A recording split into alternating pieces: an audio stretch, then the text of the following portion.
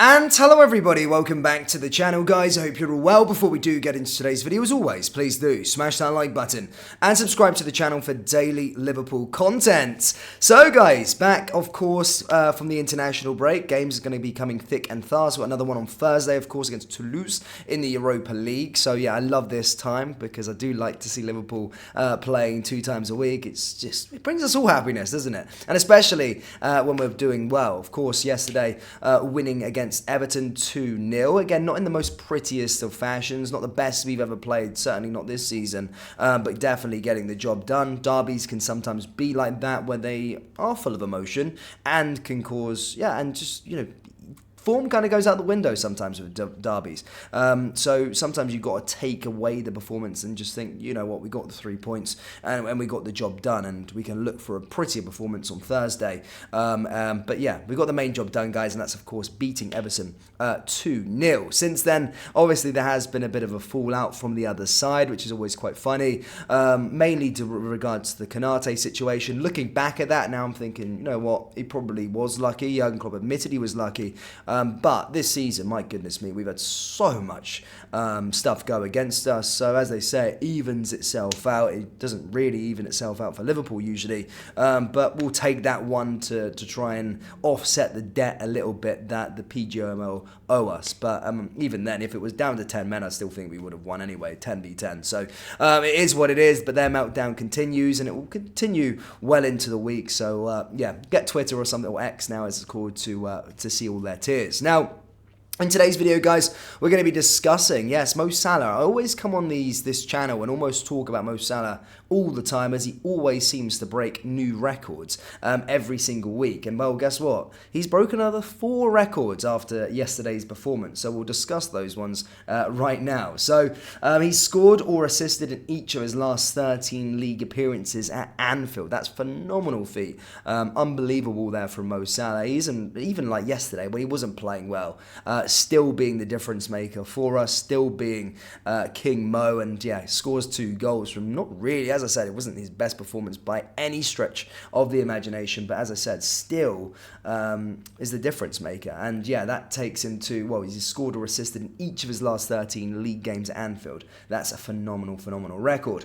After yesterday's goals as well, he's also leapfrogged Sir Kenny Dalglish and Steven Gerrard for the most Anfield goals from a Liverpool player, with 105 now. Again, there's some 2 big names, like 2 huge names, and Mo has now leapfrogged them both.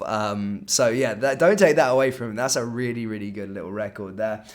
He's the first Premier League player to be involved in 30 plus goals in 2023. Yes. First Premier League player to be involved in 30 plus goals in 2023. That's 19 goals and 12 assists. Guys, that's some record. Think about it. Everyone's talking about Erling Haaland. Everyone's talking about all these other players. Mo Salah is the first Premier League player to be involved in 30 plus goals in 2023. Mate, it goes under the radar so much, Mo. He really does. He's doing this all the time, and I don't think he gets the plaudits he deserves, really. Only we do. We give him the plaudits, Liverpool fans, but I think the rest of football don't really give him the plaudits he's deserved.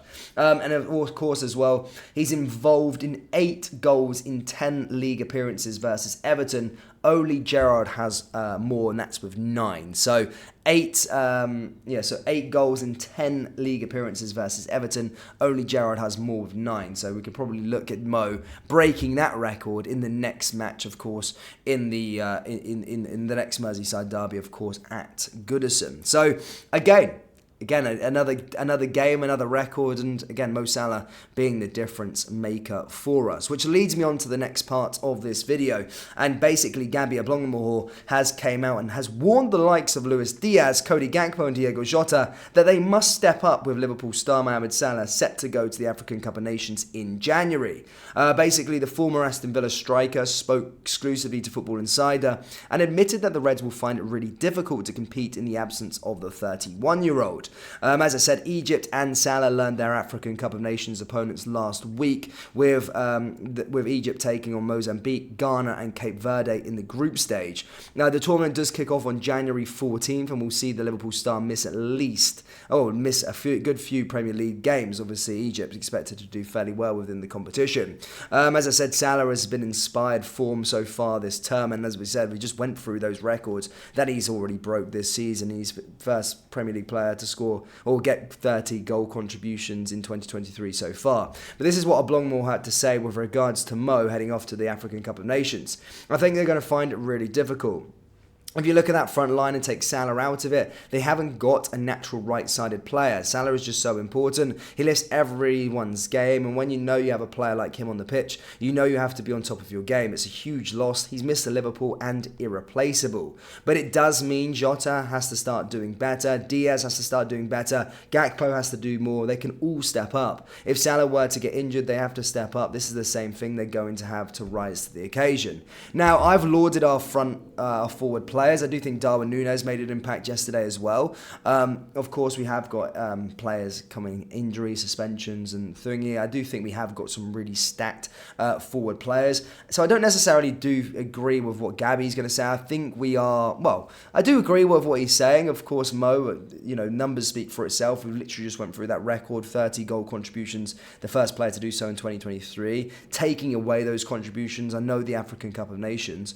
So for that period, there's going to be some big games within that period that we'll miss him for. So it's a situation that we do need to make sure that we're wary of. We are wary of it, and we have got stacked players, but on that right side, have we only really got Ben Doak that can play on that right side? And of course, he's picked up an injury recently as well. So it's something that we do have to be wary of. I do think losing him, of course, will be a blow, but Jurgen Klopp will, of course, have penciled that in and be well aware of it. But yeah, the other players, Gabby is correct. The other players will need to step up and be counted for when he's gone, because Mo is fantastic. And now this is making me think more into the sort of summer, more into the sort of, not January, I don't think that's going to be the case, but in the summer, of course, right at the end of the transfer window, there was so much talk with regards to him going to Saudi Arabia. But Mo Salah, man, my goodness me, it's going to be, I have a feeling this is going to be his last season just because of that Saudi links, and they're willing to chuck as much money to him as possible. And I do think it's going to become a point where Liverpool can't say no. They'll probably offer 150 million quid, and he'll be in his final year. He'll be 32 or something like that as well. So I do think this will be his last year. Scary to think, but we do need to prepare for life without Mo eventually. But this season he looks unbelievable, and hopefully he can deliver us some silverware this year. But yeah, this has been a video dedicated to Mo Salah, and he's unbelievable. I've run out of words to describe him. I do think he's still very much underrated.